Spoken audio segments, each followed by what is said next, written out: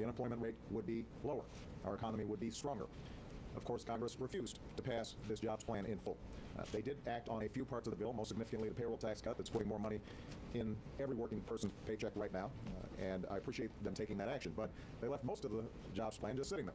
And in light of the headwinds that we're facing right now, I urge them to reconsider, because there are steps we can take right now to put more people back to work. They're not just my ideas, they're not just Democratic ideas. They're ideas that independent, nonpartisan economists believe would make a real difference in our economy. Keep in mind that the private sector has been hiring at a solid pace over the last 27 months. But one of the biggest weaknesses has been state and local governments, which have laid off 450,000 Americans. These are teachers and cops and firefighters. Congress should pass a bill putting them back to work right now, giving help to the states so that those layoffs are not occurring. In addition, since the housing bubble burst, we've got more than 1 million construction workers out of work. There's nothing fiscally responsible about waiting to fix your roof until it caves in. We've got a lot of deferred maintenance in this country. We could be putting a lot of people back to work, rebuilding our roads, our bridges, some of our schools. There's work to be done. There are workers to do it. Let's put them back to work right now. The housing market is stable. Your head is as empty as a eunuch's underpants. There are still millions of responsible homeowners who've done everything right, but still struggle to make ends meet. So, as I talked about just a few weeks ago, let's pass a bill that gives them a chance to save an average of $3,000 a year by refinancing their mortgage and taking advantage of these historically low rates. That's something we can do right now. It would make a difference.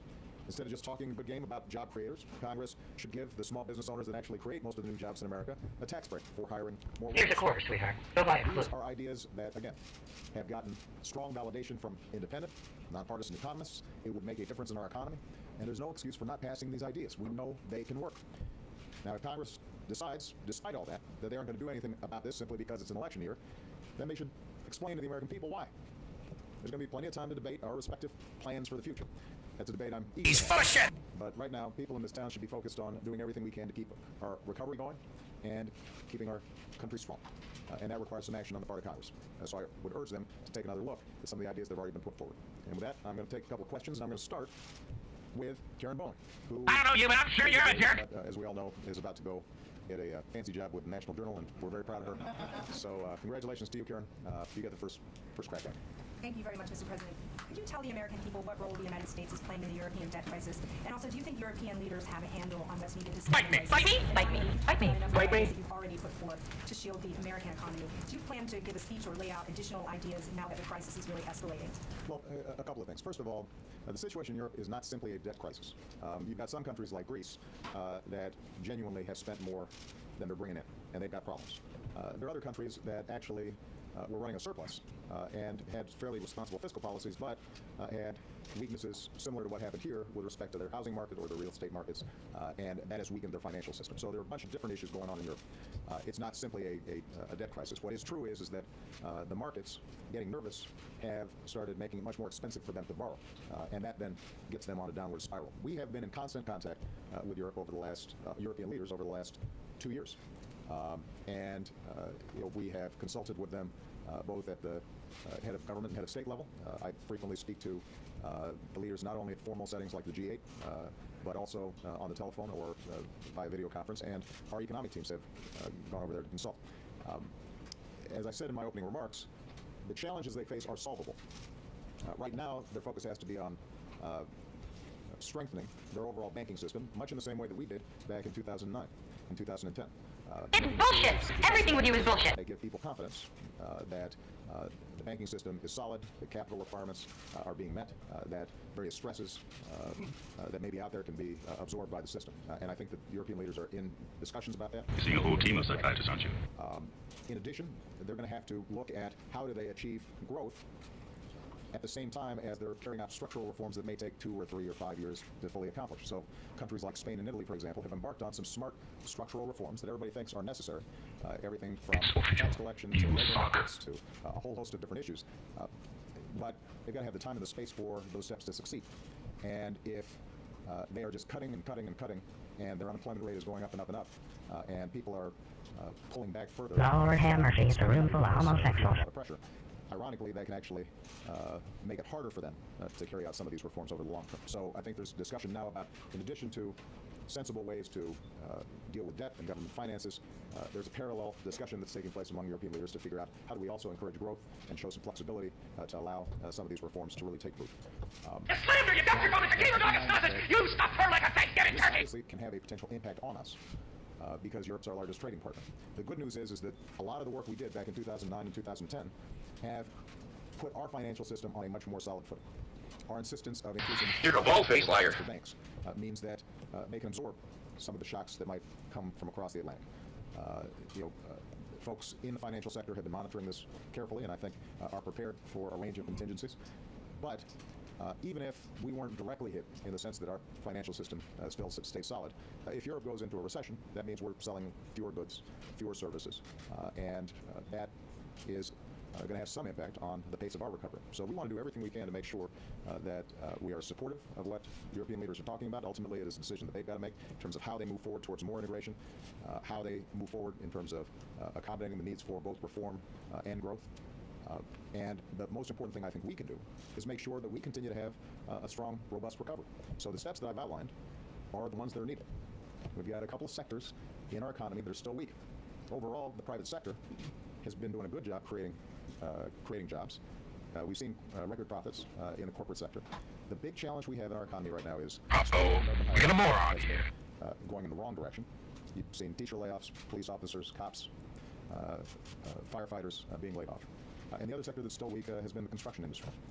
Those two areas we've directly addressed with our jobs plan. The problem is that it requires Congress to take action, and we're going to keep pushing them to see if they can move in that direction. Okay. Jackie Collins. Where'd Jackie go? Silence, you mental midget. I'd like to ask you about what a couple other people said about Europe. And one is that I'd like to know if you agree with former President Bill Clinton, who said in the past week that Bite me. the European policies that you've described here today are much like those of the Republicans in this country. Politics of austerity that would take us in the same direction as Europe. If you agree with that. The Republicans, for their part, have said that you're simply blaming the Europeans for problems that have been caused by your own policies. So I'd like you to respond to both of those, and also tell us precisely how much time you personally spent on the European situation. Any other aspects of the president? You would need 3 promotions to get to be an asshole.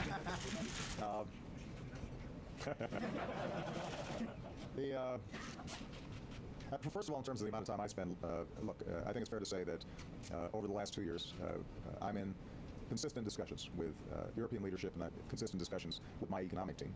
This is one of the things that's changed in the world economy over the last 2 or 3 decades, is that this is a global economy now.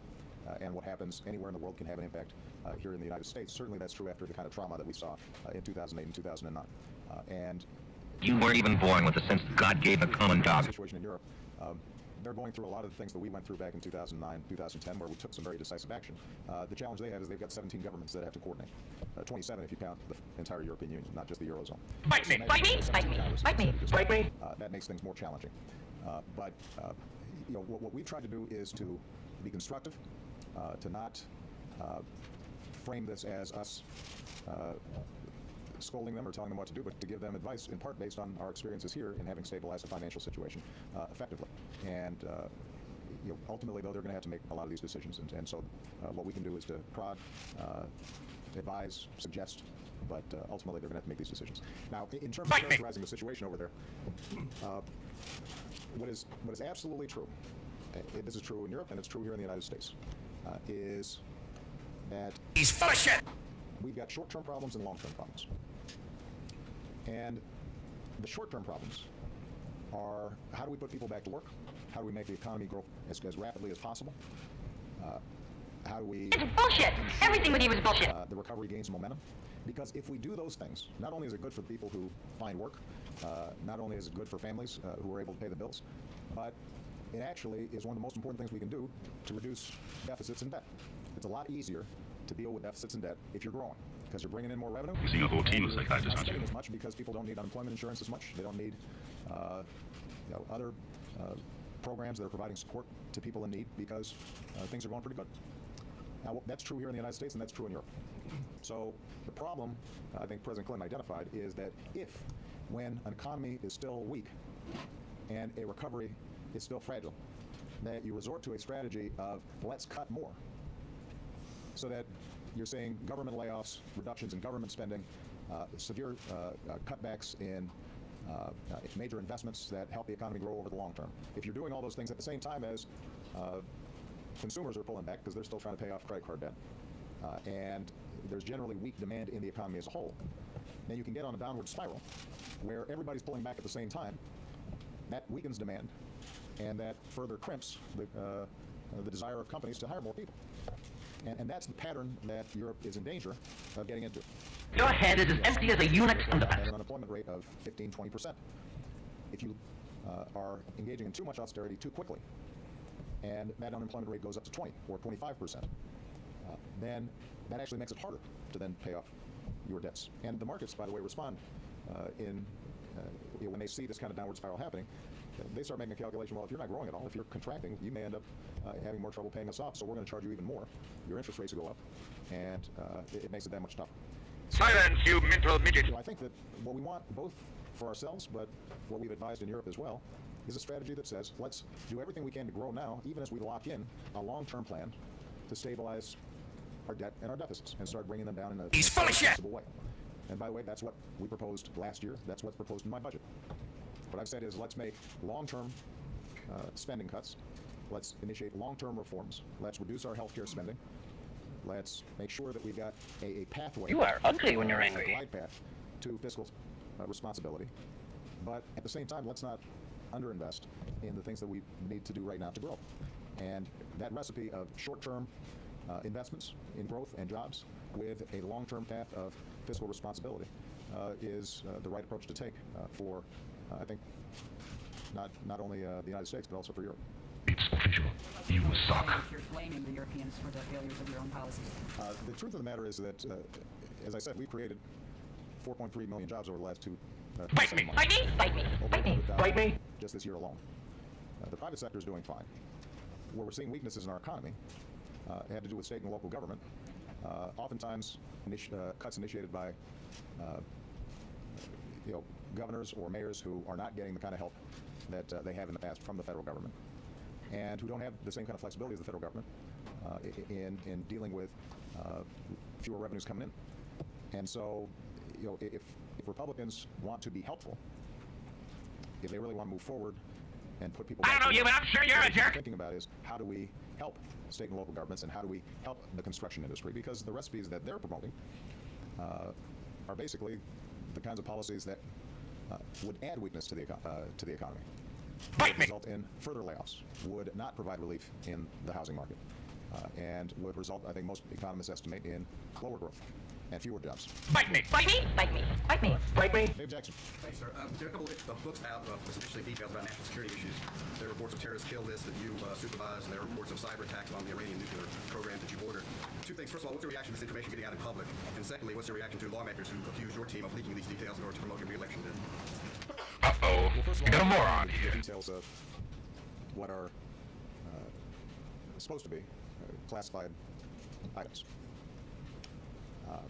Second, as Commander-in-Chief, the issues that you've mentioned touch on our national security, touch on critical issues of war and peace, and they're classified for a reason. Bite me. Because they're sensitive, and because the people involved may, in some cases, be in danger if they're carrying out some of the It's bullshit. Everything with you is bullshit. And when this information or reports, whether true or false, surface on the front page of newspapers, that makes the job of folks on the front line tougher.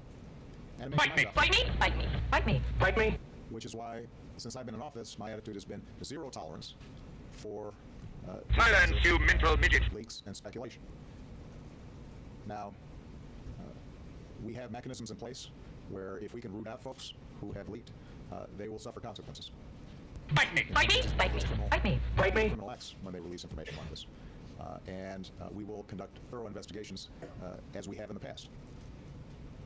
The notion that my White House would purposely release classified national security information is offensive. You would need 3 promotions to get to be an asshole. And people, I think, need to have a better sense of how I approach this office and how the people around me here approach this office. We're dealing with issues that can touch on the safety and security of the American people, our families, Bite me. Bite me, bite me, bite me. our Bite me. military personnel, or our allies. And so we don't play with that. It is a source of consistent frustration, not just for my administration, but for previous administrations when this stuff happens. Bite me. Bite me, bite me, bite me. Bite We me. will continue to let everybody know in government or after they leave government that they have certain obligations that they should carry out. But as I think has been indicated from